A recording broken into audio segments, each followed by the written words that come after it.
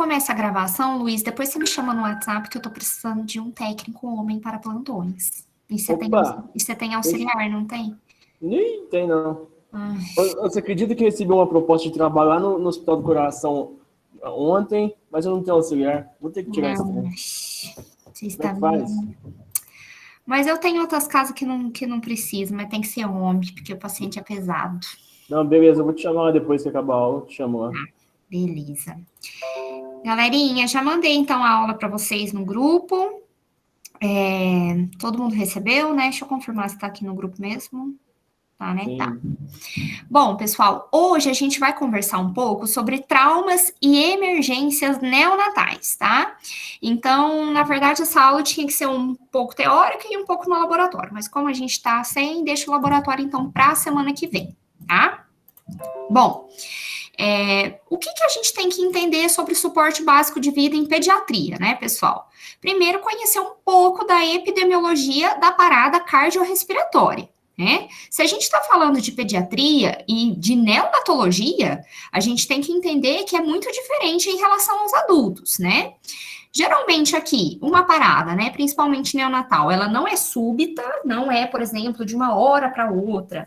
A grande maioria, é lógico que isso depende, né, mas na grande maioria dos casos, esse bebê, ele já dá indícios pra gente de quando ele não tá bem, quando ele vai sofrer uma parada, tá?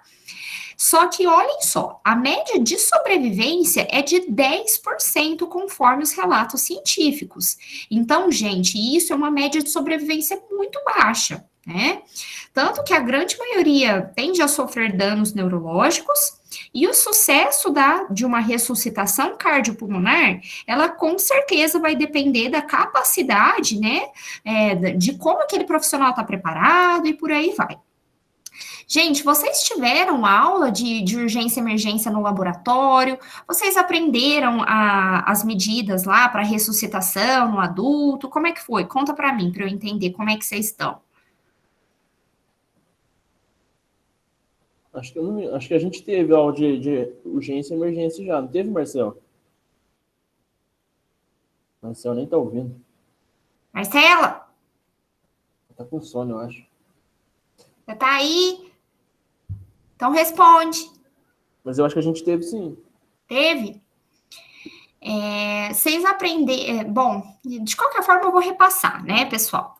Um pouco mais sobre isso. Só que aqui na área, então, de pediatria, a gente entender que é um pouco diferente todo esse suporte, tá? Bom, qual que é a ocorrência, então, de parada em pediatria, né, gente? A frequência é alta nos extremos de idade, então, menores de 1 ano, né? E durante o período aí de puberdade, que a gente tem a transição da criança para a adolescência, às vezes, né? E já de início eu faço uma pergunta para vocês. Vocês podem me responder no chat, porque eu quero que todo mundo participe. Pessoal, qual que seria as causas, por exemplo, de uma parada menor de 1 ano, por exemplo? Que tipo de lesões que uma criança tende a cometer que pode levar a uma situação de parada? O que vocês acham? E aí? Me responde no chat, quem tá com vergonha de ligar o microfone.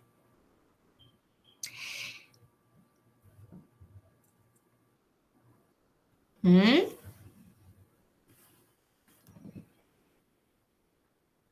Gente, alguém fala alguma coisa?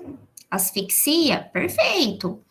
Asfixia, né, principalmente nos bebezinhos que, né, não sei se vocês já viram aqueles inúmeros casos, né, pessoal, durante o sono, né, o bebê tá lá com um monte de coeiro, tá lá envolto de um monte de coisa, e de repente ele se mexe e auto se sufoca.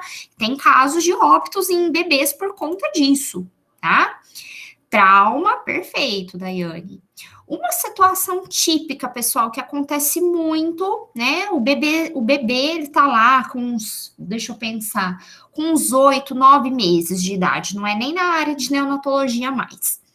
Mas ele tá lá nesse período de 9, 10 meses de idade, ele já tá começando a andar. E aí, que tipo de trauma que esse bebê geralmente tem? Quem ter filho aqui vai saber falar. Hum? Bate com a cabeça, né? Perfeito. Cai no chão.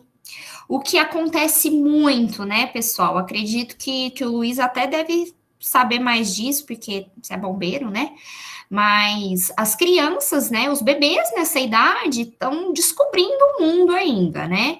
Então eles querem mexer em tudo, começa a escalar tudo que vê pela frente. Então o que eles fazem muito, gente? Começa a escalar o fogão, o que tem lá em cima do fogão? A panela com óleo quente. Então, muito comum, vai lá, escala, a panela vira, joga todo o óleo em cima da criança, a criança sofre uma queimadura grave e por aí vai. Então, a gente tem inúmeros casos aí de lesões traumáticas em bebês por conta disso, tá? Doenças respiratórias, né, que a gente já até falou um pouco sobre a asma, por exemplo, que é muito comum em crianças, né? E a gente tem que levar em conta aqui que o sistema respiratório, né, do recém-nascido e do prematuro não é desenvolvido, então é mais fácil ele ter qualquer tipo de doença respiratória, né? A gente tem aqui obstrução de vias aéreas. O que é uma obstrução de vias aéreas, gente? É quando entope, tampa, a pessoa não consegue respirar. E por que geralmente acontece muito isso em criança, gente? Vamos pensar um pouquinho. As crianças não catam tudo que vem pela frente e vai enfiando no nariz, enfia na boca, né? Então, aqueles brinquedos pequenininhos, vai lá, enfia no nariz, tampa a passagem de ar, a criança não consegue respirar, e aí que a gente tem um grande problema, né? Já aconteceu isso com algum de vocês, gente? Filhos de vocês? Já aconteceu essa situação? De repente, vai lá, põe alguma coisa na boca, engasga, né? Não precisa ser nem no nariz. Às vezes, tampa a passagem aqui, já direto da traqueia. Já aconteceu com alguém? Já comigo já aconteceu no meu trabalho. Mas só que aí o rapaz estava comendo na hora do almoço, ele foi, acho que ingeriu um pedaço grande de carne, sabe? Aí até um outro técnico de segurança que era formado em enfermagem que foi lá e deu apoio para ele. Graças a Deus não aconteceu nada de mais grave, mas é porque o rapaz também deu apoio, né? Senão, porque na hora todo mundo fica meio apreensivo, tinha um monte de gente, mas ninguém sabe o que faz na hora. E na hora ele chegou a fazer aquela manobra lá de desengasgo, que é o de Heimlich, aquele que vai por trás, dá aquele abraço, sim ou não? Isso, ele fez essa. Eu ia falar, mas o nome é meio... Heimlich, manobra de Heimlich. Ele fez essa. Ah, legal. E tem também bastante casos, né, gente, de crianças. Você já deve ter visto aqueles vídeos, né? Por exemplo, a criança engasga na hora do desespero. Por mais que a mãe seja até entendida no assunto, porque isso é ensinado naqueles cursos lá de gestante, que tem que dar aqueles golpes. Eu vou mostrar aqui na aula. Os golpes lá na região posterior do bebê para desengasgar. Só que mesmo assim, na hora do desespero, não vai, não. E aí sai correndo, aquela mãe, já viu um monte de vídeo assim, chega lá direto no bombeiro ou na polícia militar, e são eles que salvam, né, essa criança. Então, muito comum. Acidentes ou acidentes comuns da infância, né, pessoal? Igual vocês estavam falando. Por exemplo, no caso de submersão, cai na piscina, enfim, qualquer tipo de... E os traumas que são bastante comuns, né? Bom, o que a gente precisa entender disso, pessoal? A gente tem uma sequência de suporte básico de vida na pediatria, que também é comum, é a mesma sequência, na verdade, do adulto, tá? Então, a gente sempre tem que fazer avaliações sequenciais quando a gente se deparar com qualquer tipo de trauma neonatal. A gente precisa de habilidades motoras para isso, tá? A criança tem outro sistema anatômico, tá? Então, muito cuidado, gente, com a brutalidade. Não vai ser a mesma força que a gente vai usar, por exemplo, na compressão da criança, na compressão do adulto, tá? Qual que é o nosso objetivo aqui? Manter ou restaurar a ventilação e circulação eficazes em uma criança ou um bebê em parada, tá? E eu faço uma pergunta, gente. Quem que deve executar o suporte básico de vida? Quem que deve atender? Vocês acham que é só o profissional da saúde que faz isso? Gente, qualquer pessoa de qualquer nível de escolaridade pode ser treinada para realizar o suporte básico de vida. Tanto que a gente tem, por exemplo, funcionários que não são da área da saúde, sei lá, deixa eu pensar, no aeroporto, enfim, qualquer hotéis, resorts, enfim, qualquer lugar tem que ter pessoas treinadas para oferecer qualquer tipo de suporte básico de vida, gente, é básico, como o próprio nome diz. Então, aqui as ações são com vistas, por exemplo, a uma compressão e uma respiração eficaz. É lógico que aqui essas pessoas não vão poder fazer uma punção, não vão poder fazer uma imobilização, mas o suporte básico de vida elas podem fazer, ok? Bom, sequência então. O que fazer quando o RN aqui for admitido? Eu coloquei aqui sexto A, gente, que essa era uma aula que eu dava lá em Ribeirão, tá? E sexto A era do Hospital das Clínicas. Primeiro, gente, a gente sempre tem que colocar, né, próximos à nossa unidade, kits prontos para oferecer já de pronta ajuda para a gente atender essa criança.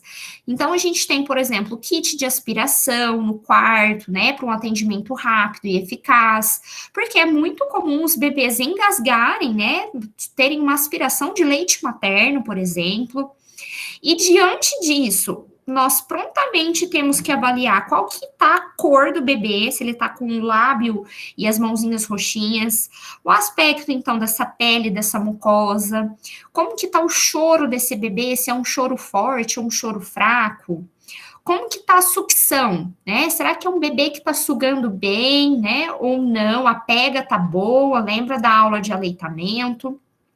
Como que tá a atividade motora desse bebê? Ele é um bebê que tá ativo, fazendo movimentos com os braços, com as pernas, ou não, ele tá quietinho, mole, né? Frequência respiratória e cardíaca, então a gente vai atentar para as alterações, e é nesse momento que vocês vão se lembrar, gente, que é diferente. Lembra que a frequência respiratória e a cardíaca, nossa, é totalmente diferente do adulto, tá? Aqui a gente está falando de neonatologia. Diurese, então como que tá a frequência, a cor, o mecônio, que é a primeira eliminação fecal do bebê, qual que é a frequência e principalmente o aspecto também do coto umbilical, tá? Tudo isso a gente olha durante, então, ao suporte da assistência desse paciente. No caso, né, de sufocação, que é o broncoaspiração, a gente sempre vai realizar a aspiração, gente. Esse VAS, né, VAS, são vias aéreas superiores. Quais são as vias aéreas superiores, né? Tudo do sistema respiratório aqui da parte de cima. Então, abrange boca, nariz e um pouco aqui da faringe. E esse VAI, né, que é o VAI, se refere ao trato inferior, tá? Então, vias aéreas inferiores. Então, aqui já vai abranger a traqueia, os brônquios, tá? Então, essa, com certeza, é uma aspiração mais profunda. Cuidados com a sonda de aspiração, tá, gente? Aqui tá falando sonda número 8, mas isso é para criança, tá? Não sei se vocês tiveram a oportunidade de realizar um procedimento de aspiração no estágio, mas, se vocês tiveram, vocês lembram do tamanho do número da sonda que vocês usaram para o adulto que vocês aspiraram? Quem lembra? Qual que é o tamanho, geralmente, da sonda de um adulto de aspiração?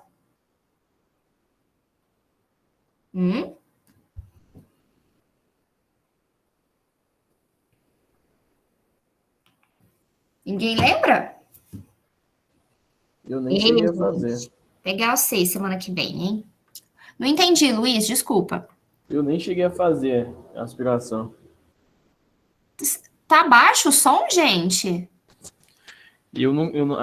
Ainda não fiz não a aspiração. A gente, pelo menos o grupo que eu tô, acho que ninguém conseguiu fazer ainda a aspiração. Tá. Gente, tá todo mundo me ouvindo bem ou tá baixo o meu som? Aqui tá saindo normal. Eu tô ouvindo normal. Então é só o seu, Maraísa. Entra e sai de novo. Bom, pessoal, eu tô perguntando porque a sonda, o tamanho é muito diferente. Geralmente, um adulto, a gente vai pegar uma sonda de aspiração número 12, tá? Um adulto padrão. Tem no laboratório, depois eu vou mostrar para vocês. Agora, quando a gente fala de criança, Geralmente é uma sonda 8, né?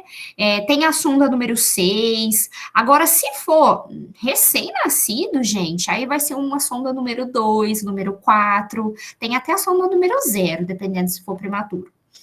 Mas aí, gente, eu já adianto para vocês. Esses materiais de neonatologia, vocês não vão ver fácil, não, tá? Mesmo quem passar lá na UPA pediátrica. Aí vai ter, geralmente, esses materiais da criança. Material de neo, assim, que é muito pequenininho, isso geralmente tem na UTI neonatal só, tá? Bom, então, diante disso, a gente vai pegar a numeração certa e é vocês que escolhem qual que é o tamanho da sonda. Então, olha a importância disso. Atentar para a respiração da criança, né? Se houver cianose nos lábios, a gente vai ventilar essa criança com ambu, com aquele ambu, tá? Conectar, obviamente, no oxigênio, atentar para o desconforto respiratório e, obviamente, bipar o médico e o enfermeiro plantonista, porque isso vai evoluir para uma parada, tá? O que é de importante, gente? Prestem atenção nesse slide. Prestem atenção. Isso aqui é importante. Isso aqui vai cair na prova, gente. Vai cair na vida também, tá? Nós temos uma sequência de atendimento ao traumatizado, tá? E isso é a nova atualização. Quando eu aprendi na faculdade, há alguns anos atrás, era só ABC. E aí, só para vocês terem uma ideia, a gente tem a American Heart Association, que é a que divulga quase todos os anos aí protocolos para o atendimento de trauma. Então, todo ano eles revisam isso. Essa última versão é de 2020, tá? Esse ano ainda não lançou nenhuma. Então, olhem qual que é a sequência de atendimento. É X, A, B, C, D, E. E cada letra representa uma ação diferente. A letra X, pessoal, ela representa o controle de hemorragias externas graves. Então, é aquilo que você vai parar, olhar já para o paciente, ver que ele está com uma hemorragia grave, porque você está vendo que às vezes ele está com uma fratura exposta, ou que ele teve abertura de vísceras, enfim. Você está vendo ali que a hemorragia está tensa. Então, você tem que controlar aquilo lá primeiro, antes de ver o resto, tá? A letra A, pessoal, vem de air, porque tudo isso daqui é em inglês, essas iniciais, tá? Então, a letra A, ela vem de via aérea, né? Então, primeiro a gente precisa ver a via aérea do paciente, no sentido de ver se ele tá respirando, ou se ele tá com a via aérea obstruída, né? E a partir disso, já estabilizar, fazer o controle da coluna cervical. Lembra daquela aula de clínica médica que eu passei para vocês? Que sempre um paciente traumatizado, a gente suspeita de lesão medular, gente? Independente se o paciente está lá consciente ou não, a gente vai suspeitar de lesão medular. A gente só vai descartar essa possibilidade depois que fizer uma tomografia. Então, é nesse momento que a gente vai fazer a imobilização, né? Colocar o colar, fazer o controle da coluna cervical. Professora, isso se aplica a bebês? Sim. Tá? Como que a gente faz controle de coluna cervical no bebê? Gente, depende do tamanho do bebê, tá? Em casos, assim, de prematuros ou de bebês pequenininhos demais, não tem colar para isso, tá? Aí tem que tentar fazer a imobilização de outra forma. É que é mais raro o bebê ter esse tipo, né, de trauma, assim. Quando tem, já é fatal. O B, pessoal, vem de breathing, que quer dizer respiração e ventilação. Então, é nesse momento que a gente vai oferecer a ventilação para o paciente. Por meio do quê? Do ambu, da máscara, vai ver como é que o paciente está no momento e decidir qual que é a ação que vocês vão tomar, tá? O C vem de circulation, que é também circulação e controle de hemorragia. Mas peraí, professora, você não falou que o X é controle de hemorragia externa? Sim. Só que aqui nessa letra C, pessoal, a gente verifica a circulação no sentido de garantir aquele acesso venoso de grande calibre para receber uma grande infusão de soro, né? Porque se aquele paciente perdeu muito sangue, ele vai precisar repor com muito soro. Então, por isso que eu preciso de um grande calibre para isso. E o controle de hemorragias que visivelmente não estão tão graves a olho nu, vamos dizer assim, tá? Então, às vezes aqui se refere a uma hemorragia interna, que a gente não tem muito controle, mas a gente está lá garantindo já a circulação e o volume por meio do acesso venoso, tá? Nossa, professora, tá bom. Eu lembro que na aula de urgência e emergência foi falado que o acesso de grande calibre para o adulto é o número 14 ou o número 16. Vocês lembram dele? Vocês viram isso, né, gente? Urgência e emergência. Se não viram, vocês estão sabendo agora. Depois eu vou mostrar no laboratório o tamanho das agulhas para vocês, tá? Mas e no neonatal, gente? Vocês não vai caber uma agulha, uma Bocate 14 no bebezinho. Qual tamanho será que tem que ser para essa criança? Alguém passou em estágio na UPA? 22. 22 é mais na criança, que dá. Às vezes, num bebê, dependendo do perfil, dá para ser um 22, sim. Ou 24, isso mesmo. Na grande maioria das vezes, pessoal, vai ser o 24, 26 ou 28. Mas eu já aviso para vocês que eu nunca, na minha profissão, vi o 28, tá? Porque eu nunca trabalhei em UTI neonatal. Geralmente o 28 é só lá na UTI neonatal, pro prematuro extremo. O 26 eu vi uma vez só. Então, na UPA, por exemplo, onde vocês já passaram ou vão passar, gente, eu não acho que tem o 26, não. Quem passou já na UPA de pediatria daqui de Franca? Ninguém? Bom, quando vocês passarem, vocês dão uma olhada para ver se tem essa numeração. Eu acho que não tem, não, tá? Deveria, mas a gente está numa falta de material tão grande, gente, que não vai ter, né? Então, a gente vai avaliar se é um 26, né? Se tiver, ou então 24, a gente vai ver. Bom, que mais? O D quer dizer o exame neurológico, então a gente vai avaliar o estado de consciência daquele paciente, a sensibilidade, né? E o E vem de exposição com controle de hipotermia, porque a gente precisa expor aquele paciente no sentido de verificar se tem roupas apertadas que estão gangrenando alguma coisa, mas ao mesmo tempo a gente tem que garantir o controle da temperatura, porque se ele está perdendo muito sangue, a tendência é que a temperatura abaixe. E se abaixar demais, gente, ele vai evoluir para um choque muito mais rápido. Então, por isso que nesse momento eles pegam e colocam aquelas mantas lá térmicas que parece de alumínio, parece que enrolou a pessoa no alumínio, é por conta disso, tá? Então, gente, a sequência é sempre essa. Agora é XABCDE. Então, pegou uma criança, um bebezinho, né, ou um adulto vítima de trauma, é essa sequência de atendimento, tá bom? Agora eu vou abordar um pouquinho de cada um. A gente sempre vai avaliar, né, o nível de consciência, então a gente vai definir se aquele bebê, aquela criança está consciente ou não.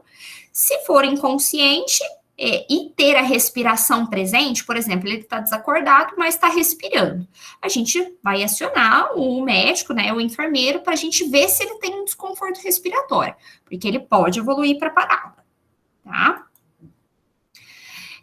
Lá naquele item, né, na segunda letra, que é o A, né, de air, né, aqui a gente vai ter abertura de via aérea, né, então a gente precisa garantir com que essa via aérea esteja livre, que ela não esteja obstruída. Então, o que a gente tem que ver, pessoal? Se a criança estiver inconsciente e não estiver respirando, a gente precisa abrir essa via aérea, VA de via aérea, tá? Nós temos duas maneiras de fazer isso, que são duas manobras diferentes, tá? Vou falar o nome aqui só para vocês conhecerem.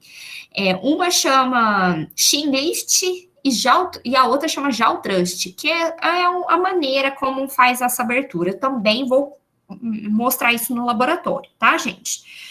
Mas, assim, a grosso modo falando, é igual essa última foto aqui, que um lado aqui da mão vai posicionar na região frontal do paciente e outro aqui no queixo. E aí, com isso, você chega para trás e tem uma abertura de via aérea, tá? Mas não é sempre que a gente pode fazer isso. Por quê?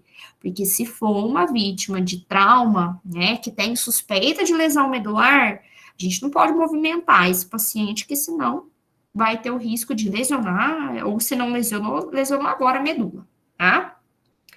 Então, vejam só, pessoal, quando essas duas primeiras fotos aqui do bebezinho, elas mostram que qualquer pessoa, quando entra num estado de inconsciência, é normal ter uma obstrução da via aérea. Por quê? Pela própria região anatômica, gente. Então, quando a pessoa tá deitada, por exemplo, igual aí, ó, decúbito dorsal, tá deitada, aqui, essa região do sistema respiratório é toda em volta de músculos, gente. Então, se a pessoa está inconsciente, os músculos relaxam. O que acontece com a via aérea que estava lá? Os músculos relaxados vão fazer isso daqui, ó. Aí não tem espaço para o ar passar se está colabado uma coisa com a outra, porque os músculos relaxaram. É o mesmo princípio que se aplica, gente, para quando a pessoa ronca, tá? Roncou, por quê? Porque relaxou aqui a musculatura, aqui a faringe, ela meio que colabou, e aí com isso a pessoa, num reflexo lá de puxar o ar, ronca por conta desse movimento, tá? Tem até uma cirurgia para isso, inclusive. Então, a pessoa inconsciente tem o risco de obstruir por conta desse relaxamento, então, que acontece aqui da parte da via aérea. E a gente precisa desobstruir isso. O B, então, de breathing, né? A gente vai verificar, então, que tem a ausência de respiração, o bebezinho não está sentindo, não está respirando, desculpa. Como que a gente vai ver isso? Com o método ver, ouvir e sentir. A gente vai também avaliar a expansão torácica desse bebê. Viu que não tem movimento? Vamos colocar, então, a ventilação, tá? Se ele não estiver, então, respirando, aplicar 2 ventilações de resgate, com o ambu apropriado para isso, tá? O ambu, ele oferece 100% da quantidade de oxigênio, gente. E uma coisa que também é muito importante, esse ambu aqui no final, ele tem que estar conectado com a extensão de oxigênio. Ai, professora, é óbvio isso, né? Não, não é óbvio. Porque eu já vi inúmeras situações que na hora do desespero, a pessoa não conectou o ambu no oxigênio, estava lá ambuzando o ar, não adiantava nada, né? Qual que é o padrão, a frequência? A mesma coisa, gente, 15 compressões e uma ventilação, ou 30 para 2 ventilações, tá? Se o tórax da criança não se eleva durante a respiração, a ventilação não é eficaz. Então, tá vendo que tá lá ambuzando e o tórax não tá mexendo? É porque tá errado. A gente precisa posicionar novamente esse ambu, tá? Como que a gente sabe que tá bem posicionado? Igual aqui na foto, gente. Tá cobrindo o nariz, tá cobrindo a boca, tá vedando mesmo, tá? Agora a gente parte, né, talvez do princípio que aquele bebê tá em um engasgo. Como que a gente vai fazer? É a manobra, gente, de virar o lactente, já que aqui eu tô falando de neonatal, vira o lactente, né, dê 5 golpes nas costas com a região hipotenar. O que é região hipotenar? Gente, essa região aqui da mão, tá? Então, é essa base aqui da mão. Aí só que esses golpes, gente, também tem que ter bom senso, né? Você não vai lá esmurrar o bebê, você vai dar 5 golpes firmes, né? Virar novamente aquele bebê, olhem só, fazer as compressões torácicas, porque isso vai facilitar o objeto sair lá do lugar, ok? A gente vai ver também no laboratório. Tente ventilar, né, com o ambu, se o tórax não expandir, né, reposicionar novamente. Se mesmo assim o tórax não expandir, aí a gente vai reiniciar de novo a RCP, tá? Que é o movimento lá de compressão, de ventilação, tudo de novo. Aqui, gente, só para vocês verem que, por exemplo, na criança, né, aí vai ser outro tipo de ação que a gente vai ter, igual do adulto. Já falei até aqui para vocês, na criança de 1 a 14, a gente faz as compressões, 2 dedos acima da cicatriz umbilical, e a gente faz a manobra de Heimlich, que foi a que eu falei agora há pouco, tá? Bom, continuando, aqui a gente tem a C, circulação, né? Como que a gente faz para ver a circulação e a responsividade desse bebê?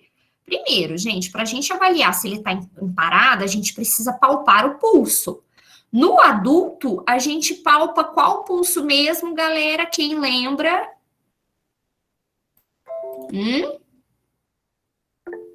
Carotídeo, perfeito. O pulso carotídeo está localizado aonde?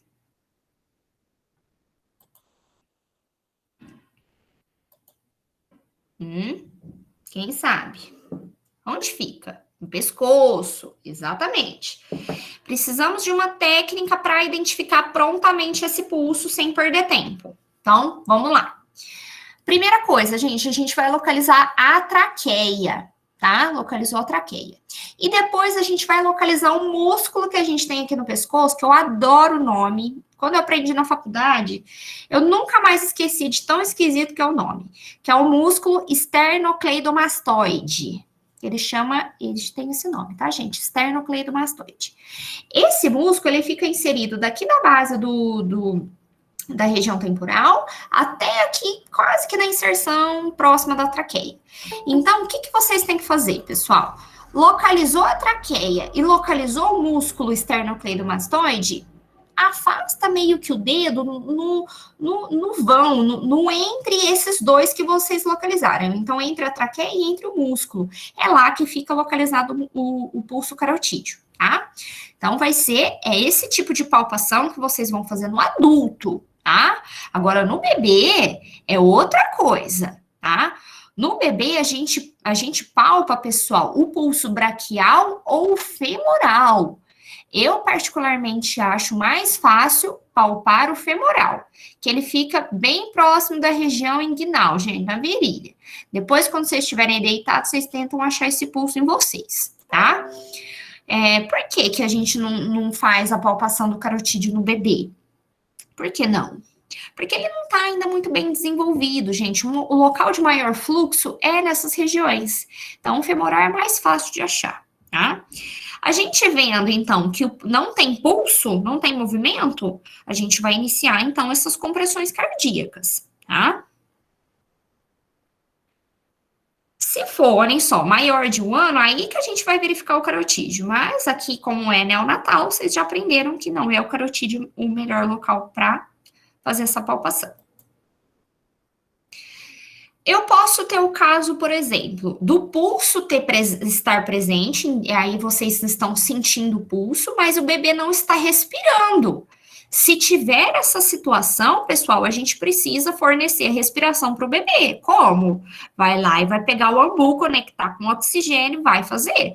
Porque ele tende a evoluir para a parada depois cardíaca também. Tá? Como o próprio nome diz, gente, parada cardiorrespiratória, por exemplo, é que o coração parou a respiração, mas ele pode ter só parada respiratória ou só parada cardíaca, enfim, tem várias opções. Continuando aqui no C, gente, a maioria dos recém-nascidos não necessita do clampeamento imediato do cordão umbilical. Isso eu já falei para vocês, por conta que tem que esperar um pouquinho, por conta da vascularização. As diretrizes de 2020 para a reanimação neonatal também afirmam que a aspiração endotraqueal não deve ser utilizado de rotina no RN, tá? É lógico que isso, gente, se for aquela aspiração mais profunda, tá? Aqui é endotraqueal, na traqueia. Nascidos banhados em mecônico, e o pediatra deve apoiar o contato pele a pele, porque isso por si só vai facilitar a amamentação e também vai fazer até mesmo aquele conteúdo, né, que ele nasceu, às vezes que está obstruído, já sair, ok? Uma frequência de 20 a 30 respirações por minuto é recomendada para bebês e crianças que estejam recebendo RCP, tá? Por meio de uma via aérea avançada, que é o uso do tubo, gente. A criança está entubada nesse momento, tá? Para pacientes com ritmos não passíveis de choque, quanto mais cedo a epinefrina, que é a droga, né, for administrada após o início, maior será a probabilidade do paciente sobreviver. Tudo isso, gente, é diretriz também dessa recomendação da American Heart Association, tá? Vocês estão entendendo isso que eu tô falando, gente, ou tá confuso? Vocês lembram um pouco dessa aula de urgência e emergência? Tá tranquilo? Tá dando para entender? Sim? Beleza. Bom, gente, depois eu vou falar para vocês qual que é a recomendação de aplicação de adrenalina para o bebê, tá? Continuando aqui. Se a contratibilidade, então, cardíaca é ineficaz, não haverá pulso palpável, tá? Então, por isso que a gente faz a palpação em outro lugar. A compressão aqui do bebê, da área da neonatologia, gente, é com os dedos, a gente não faz compressão com a mão igual no adulto. Dependendo de quão prematuro for aquele bebezinho, às vezes a gente usa só um dedo ou usa dois, tá? Então, aqui o ABCDE, né, que agora tem o X aqui primeiro. Primeiro, a gente vai verificar, então, o X, né, que eu acabei de falar para vocês, que é ver se não tem hemorragias externas graves, visíveis. Depois, a gente parte para abrir as vias aéreas, para respiração, para circulação, pegando o acesso, né? A desfibrilação, se for necessário, né? Porque lembra que eu já deixei também avisado para vocês que não são todas as situações de parada que vai aplicar o choque, gente. Isso é coisa de filme, tá? Na vida real não é assim. Na vida real, a gente só tem 2 tipos de ritmos cardíacos, que é de arritmia, que são aplicáveis o choque, tá? E não é sempre que o movimento do coração lá no monitor cardíaco vai aparecer que é um ritmo chocável. Se não for um ritmo chocável, a gente não vai dar o choque. O que tem que fazer? Tem que continuar com as compressões, com a medicação, até que o ritmo do coração mude e aí se torne um ritmo chocável, ou então o paciente reverta o quadro, né? Enfim. E aqui na criança também é isso, tá? Não vai aplicar o choque também em todas as situações. E aí, com isso, o exposição e estabilizar também a criança, tá? Então, gente, relembrando, né, dos padrões respiratórios, que é muito diferente, né? Então, olha que o RN, ele tem um padrão aí de 40 a 60 movimentos por minuto de respiração. E se ele tem mais do que 60, aí ele está em taquipneia, né? Se ele tem menos do que 40, ele está em bradipneia. Então, ele pode evoluir para uma parada respiratória. Na criança, todos esses sinais aqui são diferentes, gente. Precisamos relembrar disso, tá? A taquipneia, pessoal, então, que é aquela respiração rápida, ela é a primeira manifestação de desconforto respiratório do bebê. Tá? Então, o bebê, no início, ele tende a ficar com essas respirações aceleradas. Automaticamente, se ele faz isso, ele tende a ter um batimento de asa de nariz e uma retração intercostal, que são das costelas, tá? Pode vir acompanhada, por exemplo, com um gemido, meio que na hora da respiração, ou um som diferente, um som de estridor ou um sibilo na hora que está respirando. Ou ele pode ter uma expiração prolongada e cianose, né, que são os lábios roxos. Se ele tiver qualquer tipo, então, desses sintomas, vamos correr, porque ele já está mostrando sinais de que ele vai parar, tá? Qual que é a nossa função, então, pessoal? Enfermagem na emergência neonatal, né? Temos, então, que prevenir e identificar a parada cardiorrespiratória, identificando e intervindo as situações, né, de dificuldade daquele bebê respirar. Iniciar as manobras, então, de RCP, compressão, respiração e tudo mais, antes de ocorrer, né, a piora do quadro do paciente. A sistolia, gente, é quando o coração não tem movimento, sabe? Aquele retão lá da curva do monitor cardíaco, isso é a sistolia. Estabilizar o paciente no período do pós-parada, né? Então, isso, gente, quando o paciente ele volta de uma parada, ele precisa ter um tempo lá quietinho para ele ficar estável, tá? Então, não pensa, por exemplo, conseguiu reverter, o paciente voltou. Só que ele vai ter que ficar lá um tempo. Ele não pode já ir, por exemplo, imediatamente para a UTI, imediatamente para o centro cirúrgico, ele tem que dar uma estabilizada primeiro, tá? Então, demora um tempo antes. É fundamental que a equipe de enfermagem seja treinada para o sucesso de uma ressuscitação cardiopulmonar. Gente, isso é fundamental, tá? Eu tenho certeza que todo mundo aqui tá morrendo de vontade de atender uma parada, porque quando eu era estudante, eu também não via a hora de alguém parar. Credo, professor, que mórbido, mas é verdade. Tá todo mundo querendo, eu tenho certeza, tá todo mundo querendo que alguém pare pra vocês ir lá ajudar e ver como é que é. Mas para isso, pessoal, a gente precisa ter uma equipe muito bem coesa, gente. Cada um já tem que saber já qual que é a sua função ali no momento de uma ressuscitação. Então, vamos supor que vocês atuam na ambulância, né, no resgate. Todo plantão, porque eu já atuei bastante tempo no resgate, todo plantão, antes de começar, eu, enfermeira, mais o médico, mais o socorrista, o técnico, a gente já definia a função de cada um. Então, por exemplo, o socorrista, né, fica responsável pela movimentação, pelo transporte, por outros auxílios, o médico pela intubação ou sutura, uma pessoa fica lá com acesso para puncionar, outra faz a medicação, enfim, cada um tem que ter uma função definida, pessoal. Porque na hora da urgência, nós precisamos ser rápidos e eficazes ao mesmo tempo. Então, não dá para a gente decidir na hora, falar assim, eu vou ficar aqui na compressão, tá? Mas eu quero ficar na compressão. Não, uma que não dá para uma pessoa ficar só numa função, tá? Porque depois que vocês fizerem compressões cardíacas, vocês vão ver, gente. Não dá para ficar mais de 2 minutos lá sem parar comprimindo, só você. Você vai precisar revezar com outro profissional para isso, tá?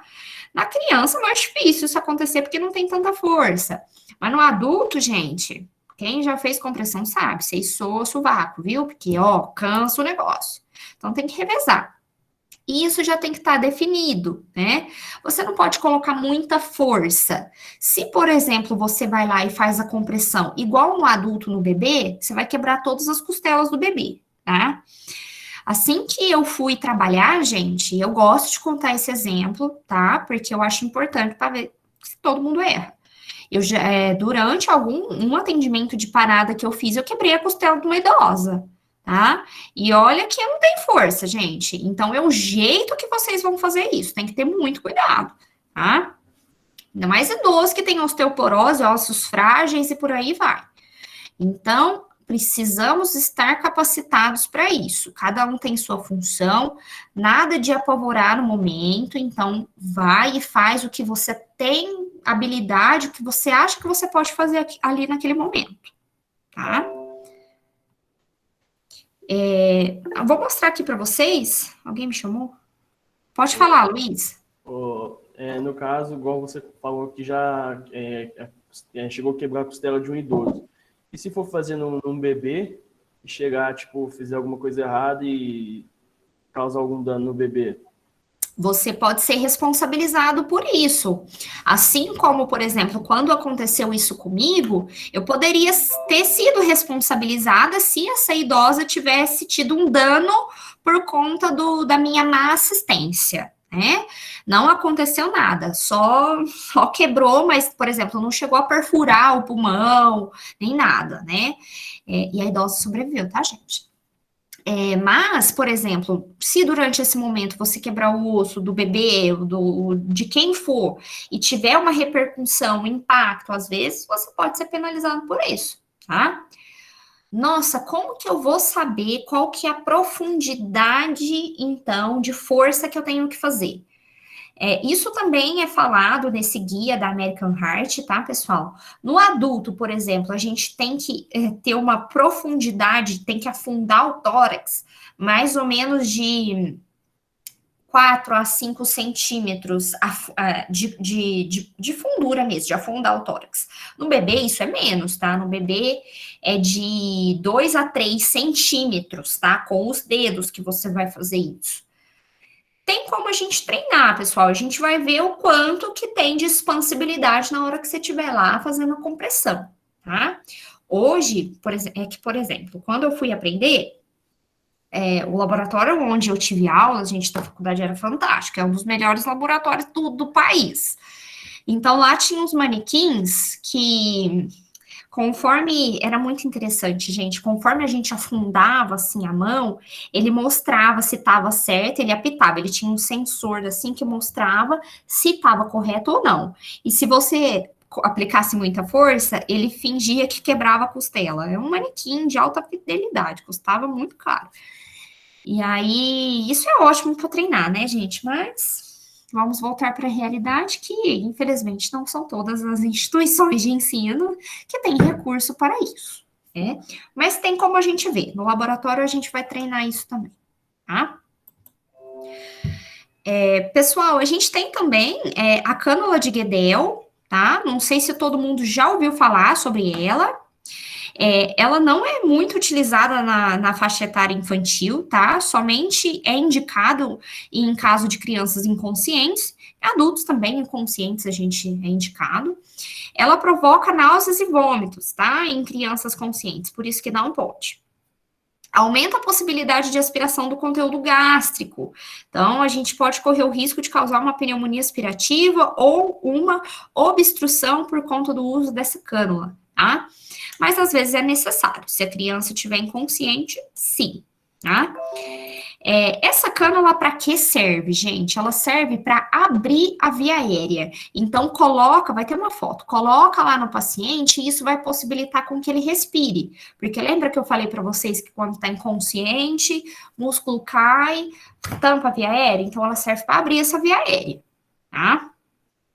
Professora, eu posso colocar essa cânula? Pode, isso daqui não é privativo do enfermeiro nem do médico, gente. É muito simples de colocar essa cânula, tá? A gente tem diferentes numerações também, tem desde adulto até criança. Olha aqui, igual tá aqui na foto, o tanto de numeração que tem. E tem um jeito certo também de medir qual que é o tamanho. Geralmente a gente faz isso encostando aqui, que é a comissura labial, com o lóbulo da orelha. Aí a gente verifica, né? Vai vendo qual que é o tamanho certo.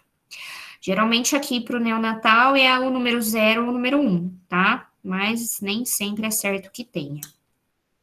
Então, igual tá aqui na foto, ela deve ser colocada, né, em crianças inconscientes a fim de evitar a obstrução das vias aéreas por queda da língua. Ela deve ser introduzida nessa posição, gente. Aí o paciente fica assim, ó. Então, como não é algo muito, né, invasivo, não, aliás, não é invasivo, por isso que vocês podem fazer esse tipo de procedimento, tá? Temos também a possibilidade da intubação endotraqueal, tá, gente? Que é colocar o tubo na traqueia. E, obviamente, que também é indicado em crianças e bebês inconscientes que não estão respirando por conta própria, né?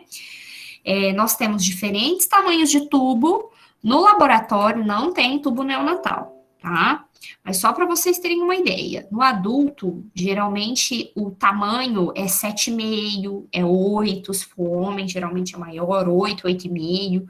Aqui no recém-nascido, geralmente a gente usa 2,5, o 3, dependendo, né? Então, o tubo é bem pequenininho, gente, tá? Antes, oxigenar a criança com ambu, né, para poder reverter aquela hipóxia. Tem um diâmetro aqui, que é esse cálculo que está mostrando, que nem vou passar para vocês, para ver qual que é o tamanho certo do tubo. Nem vou passar dele, gente, porque tem que ver quais tipos de tubo que tem no serviço. A intubação, então, após intubar, fixar com esparadrapo na região perilabial. Obviamente que o procedimento de intubação não é vocês, é o médico que faz intubação só, mas vocês vão auxiliá-lo durante esse processo, tá? Vai fixar também aquele tubo. Uma questão interessante, pessoal, é que quanto menor o tubo, menor a probabilidade de ter o cuff. O que é cuff? Cuff é uma bolsa de ar que faz no finalzinho do tubo. Ele serve para deixar aquele tubo fixo lá dentro da traqueia e evitar estubar o paciente, tá? Então, tem tubos que são tão pequenininhos, gente, que não tem cuff, não tem essa bola de ar, que faz mesmo com injeção de uma quantidade aí de ar, tá? Da seringa. Então, tem uma probabilidade maior, às vezes, daquele bebezinho tirar por conta do movimento ou dela própria sair sozinha, tá? Nós temos também o laringoscópio, todo mundo, não sei se já viu um laringo na vida, tá? O laringo, ele serve para o médico ir lá visualizar uma lanterninha, que ele vai visualizar exatamente o canal lá da epiglote para colocar o tubo no lugar certo, né? E aqui a gente tem, pessoal, que, por exemplo, no RN, a gente usa lâminas retas, a gente não, médico, né? As lâminas são retas, igual tá aqui na foto. E acima de 2 anos, geralmente são lâminas curvas, por conta da própria anatomia. As lâminas retas aqui para o bebê são mais fáceis de visualizar aqui a epiglote e a traqueia, tá? Professora, se não sou eu que faço isso, por que eu tenho que saber? Porque o bonitão do médico, na hora de entubar, ele já vai pedir esses materiais já prontos. Vocês já tem que vir com o material pronto, gente. Então, quem trabalhar lá na UTI neonatal, vocês já vão pegar as lâminas retas, vocês já vão pegar os tubos menores, muitas vezes sem os cuffs. Por isso que vocês têm que saber de tudo isso, ok? Por mais que não são vocês que façam o procedimento. Nós temos também a possibilidade da sondagem gástrica, tá, pessoal? Só que, olhem só, criança estressada deglute ar, sendo frequente a distensão abdominal, né? Isso é muito comum em criança. E aí tem que passar uma sonda orogástrica, gente, para tirar aquele conteúdo de gases que tá lá dentro, causando a distensão, a barriga grande. Ela deve ser passada, se for necessário, por exemplo, uma sondagem gástrica, depois de ter passado o tubo, tá? A fim de diminuir a distensão. Nossa, professora, mas vai fazer uma sonda orogástrica e um tubo orotraqueal? Sim, gente, são buracos diferentes. Um fica na traqueia e o outro fica no esôfago, lá dentro do estômago, tá? E vocês também podem fazer sondagem gástrica, tá?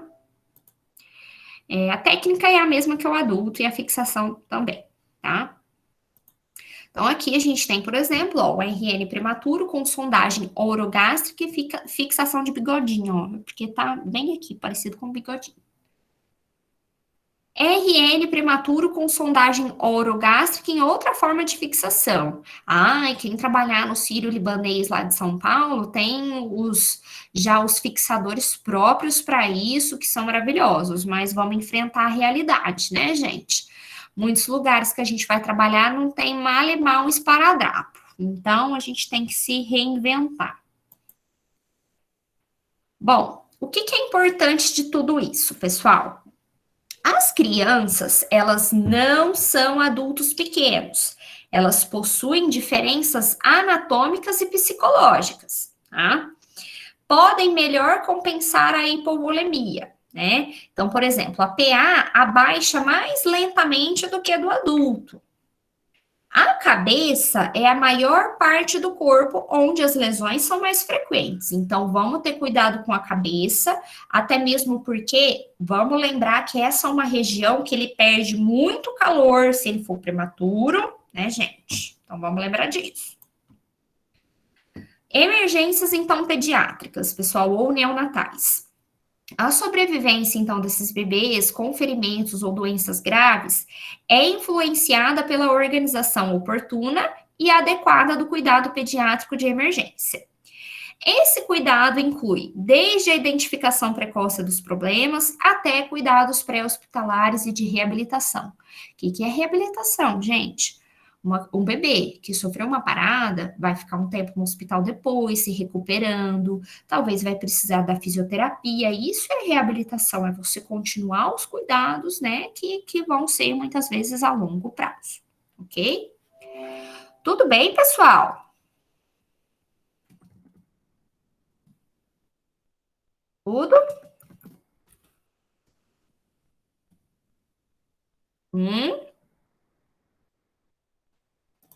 Ninguém tem nenhuma dúvida? Vocês estão muito quietinhos hoje. Nós somos quietinhos. Eu gosto quando vocês falam mais. Gente, só uma coisa rápida aqui que eu vou falar para vocês. Por exemplo, lá naquele guia que eu falei para vocês da American Heart Association, eles falam qual que é a dose, por exemplo, de adrenalina para criança, né? E olhem só, gente, pro recém-nascido. A dose de adrenalina é 1 para 10 mil, ou seja, de 0,1 a 0,3 ml por quilo por dose, né? E ainda a gente pode ter a possibilidade, pessoal, de fazer isso num catéter umbilical, tá? Que tem, eu não sei se vocês já ouviram falar sobre isso, mas tem o catéter umbilical também. Às vezes o bebezinho não tem acesso venoso, a gente faz o catéter umbilical. Vocês não podem fazer isso, tá? Isso é só enfermeiro treinado ou médico que faz.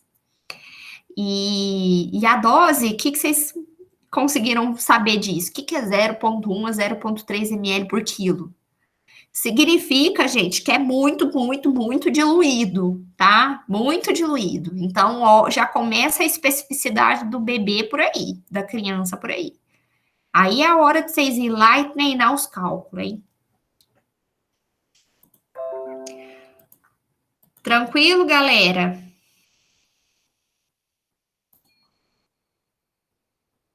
E aí, tá todo mundo pronto para atender um trauma, uma emergência neonatal? De jeito nenhum. Gente, no laboratório eu vou tentar mostrar algumas coisas para vocês. Obviamente que eu gostaria de mais tempo para isso, mas por conta da pandemia e vários outros feriados, né, gente, mais um monte de coisa, a gente perdeu um monte de conteúdo. Porque eu tinha ideia de fazer umas simulações com vocês, né, para simular como é que ia ser o atendimento, mas fiquem tranquilos, que se por acaso eu continuar com vocês no quarto módulo, aí eu vou separar mais tempo só para isso, tá? Mas é isso, gente. Tudo bem, então? Alguém quer falar mais alguma coisa?